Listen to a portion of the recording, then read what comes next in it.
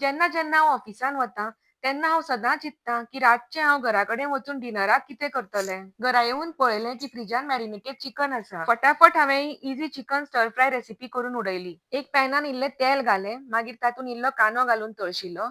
इल्लें ginger, garlic आनी green chilli paste घाली. मागीर तातूंत टोमॅटो घाले. टोमॅटो मातशे शिजयतकच तातूंत कॅप्सिकम घालें आनी फ्रायिंग पॅनाचें धांपणें बंद करून मातशें शिजयलें.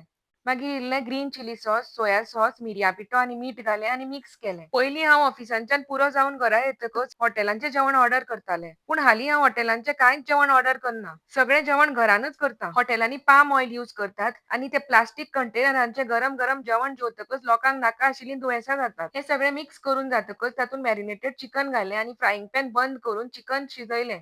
मॅरिनेशनाक हांवें बोनलेस चिकनाक दही, मिरसांगे पिठो, हळदी पिठो, मीठ आनी आलें लसणी पेस्ट लायिल्ली.